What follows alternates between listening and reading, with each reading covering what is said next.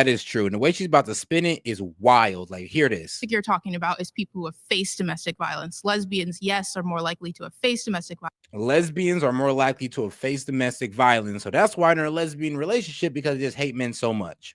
Wrong, sis. Wrong. No, when women are in these relationships, they tend to get a little more physical. And trust me, I have heard from dykes and, well, mainly dykes, that, yeah, it does get more physical, because when you sit there and you look at another woman and you look at her like, who the F you talking to? Things go there. When it's a man and a woman and you go there and y'all like, oh, well, who the fuck you talking to? It doesn't go there that far. Most of the time, the guy just leaves and walk away from the situation. This is the difference between a man and woman and a woman-woman relationship. It's just that it's bound to get more violent because, well, there's really no chivalry in the relationship. I mean, y'all both women. Y'all could duke it out.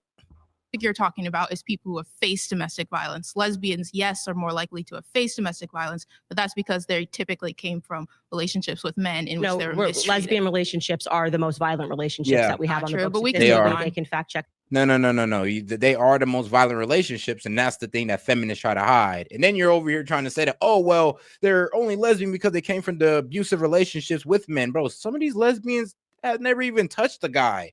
They've been dykish since day one. I mean, it is close to my hairstyle, but nah, it's the back for me. I mean, like, I ain't gonna lie though, she do have a crispy lineup. But besides that, yeah, it's that triangle effect, man. It's giving me Jet Li, you know, I don't know, it's giving me early 20s Japanese teen. I ain't gonna lie. Now, she had that a little bit lower, maybe. Claims is I believe that we should mandate sex education amongst college students. So yes, I do want the state, I would like the government to give us those resources so we can implement that curriculum. Okay. You consider yourself a feminist, I'm assuming?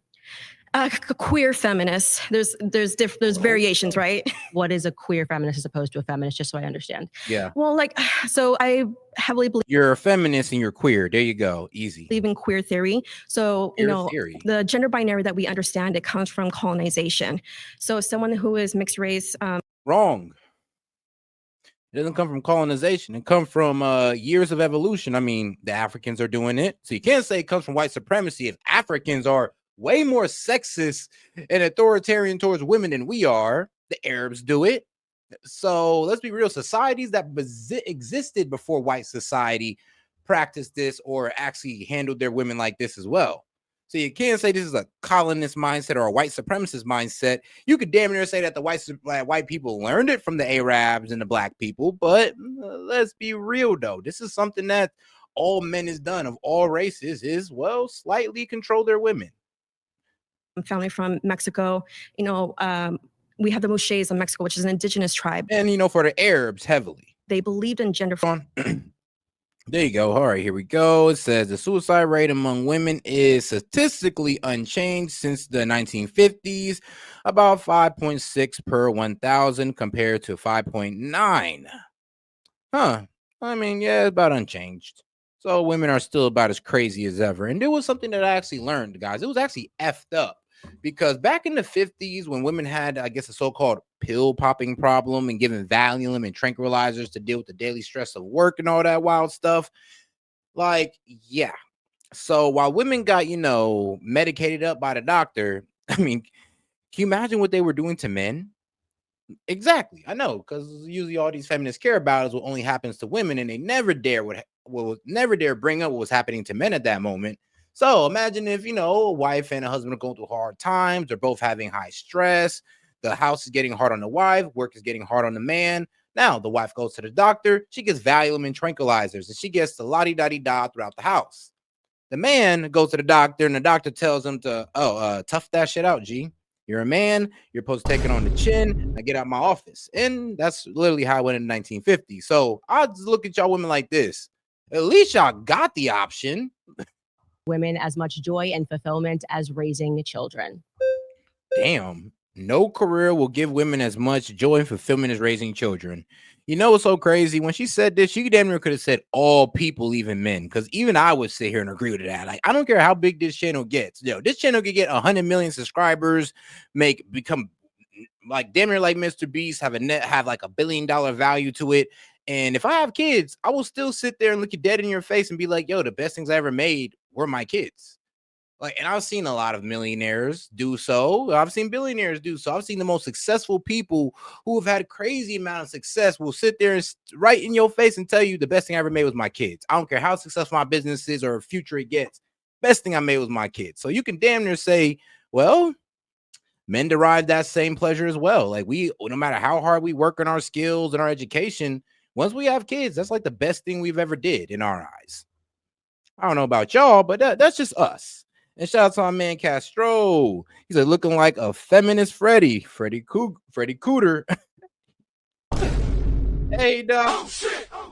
It was the every woman secretly wants because they say it out loud. Like if you ask majority of women, they will say they want a family.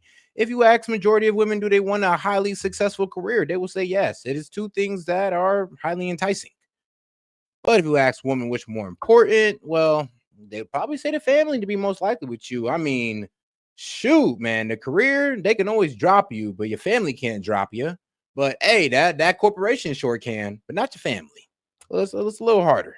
Claim that I secretly know what every single woman wants. I'm saying that if you measure up at the end of your life, what brought you more fulfillment, your career or children, raising children in your family, we will discover that, and there actually have been studies, people that have gone to people on their deathbeds, and the number one regret that people have was that they gave too much to their careers. And this includes men, by the way. Oh yeah, that's true. I mean, of course, human relation is going to be valued over money and profit. And I made that point earlier. I mean, I know a hell of guys, or there's plenty of people, plenty of guys, billionaires, millionaires, that will literally tell you the best thing they made in their life was their kids.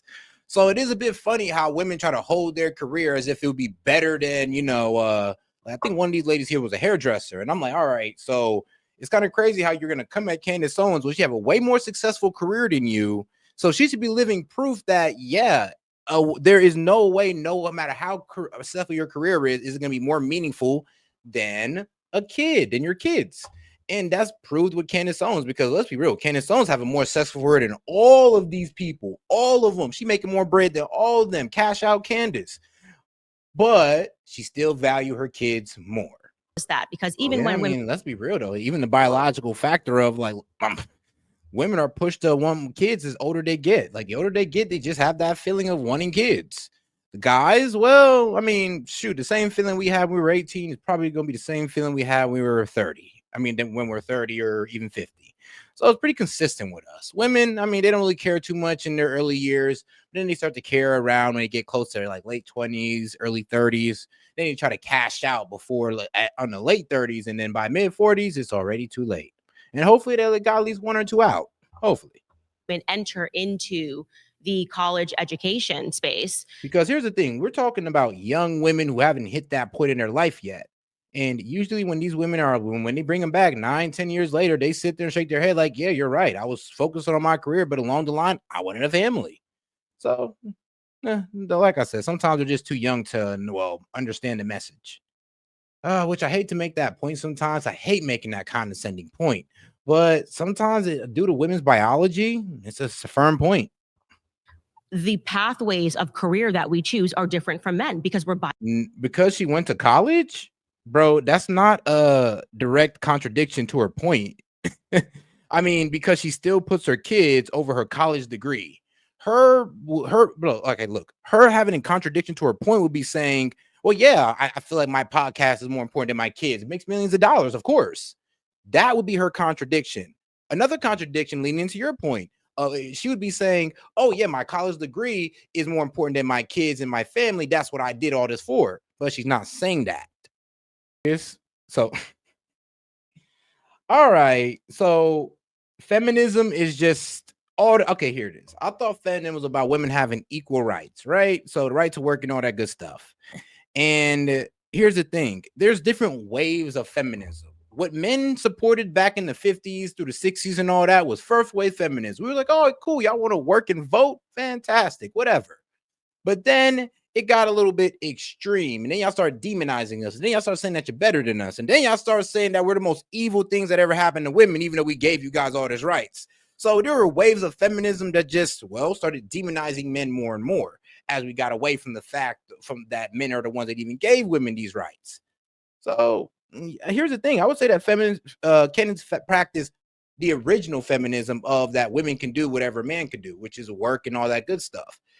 Now, she don't practice that second wave feminism of feeling like she's just better than a guy and that, oh, work is more important than family. It's like, that's a whole different method, man. Like, day one feminism is way different than 2025 feminism. Way different. And it has evolved over time. Let's be real. You're practicing thing though is because we kind of take the brunt of society. I mean, we do all the hard work, we build all the buildings, we do all the hard work to maintain the infrastructure. Well, you women sit up in your nice offices and work. I mean, here's the thing, I'm not mad at it. I'm not. I love it. I love the setup of what we got. It's just that I wish guys are a bit more appreciated, not looked down upon. And then here's the thing, though. I mean, even back in the day, this is how it was. Like I said, when women went to the doctor in the 50s for their mental troubles, they got the Vicodin and tranquilizers. When men went there for the same damn thing, what did they get? Oh, a pat on the back saying, all right, bro, you'll be okay. So let's be real. We've always, like I would say, we've always paid attention more to the problems of women than to the problems of men, especially the mental problems of women, because we're men and we care about women. It's just the way it is. This is more often like, we'll take care of women before we take care of ourselves. And trust me, the suicide numbers says it. Because I mean, even back in the day, instead of giving drugs to ourselves to help with our anxiety, which I wouldn't agree with, well, we're giving it to women to help with their anxiety. And here's the thing, I may not agree with that method, but this is what we truly thought was the best method for helping women. It is what it is. It may not have worked, but this is what we thought was okay. It was like smoking cigarettes back in the day, how they thought it was healthy, and now we figured out that it's not. There you go. Yeah, because you don't. All right, it's time to get real with some of you girls, because some of you girls make this argument and y'all act like y'all give a damn, but you don't. You don't. You really don't. I'm like, here's the thing. I'm pretty sure there was a man in y'all life that came to you about their problems and you kind of snubbed them. You kind of made it about you, and you kind of made him feel like, oh, well, it's bad to bring up my problems, and now I got to just hold it in so you can express yourself. And this is a lot of women that don't feel like a man's feelings can exist without their feelings feeling like it's being stifled or it's being stuffed under a rug. So you women say you care until it hinders or until it goes against what you're feeling. That's the problem. And then here's the thing. I'm not telling guys to hold it inside, but you girls act as if y'all actually give a damn. I mean, maybe you do, but let's be honest. I mean, by your comment alone, you don't really give a damn about men's mental health. Trust me. Because it's telling men to seek help. I mean, I'm not telling guys it's weak for them to seek help, but I will tell guys that it's better for them to get better, eat better, work harder, try to pick up a skill than wasting your time in therapy. I'll be real with you. Like, therapy, just we know nobody cares. And that's cool. Like I said, like, dog, y'all trying to make us care about stuff that like y'all don't care about. That's the problem. Society trying to make men care about our feelings more, but y'all don't care about them. That's the wildest thing. It's like, we're cool. Like, I promise you, we're not as hurt as you guys think we are. We understand that reality and we move past it. It's like, trust me, we're cool. Like, you guys hinging up on it is kind of annoying. I'll be like, yo, just let us improve and stop talking about, oh, well, you guys need to cry sometime. Okay, but no, we're not. Like, God, I think the guys in the chat are even feeling me. It's like, y'all say y'all care, but y'all really don't. And then, no, I don't even want to go any deeper into it because it'll get a little bit too real. Workforce are getting educated, but that just really doesn't. But in the meantime, let's get to our musical interlude. Just shout out to my man Green Bean.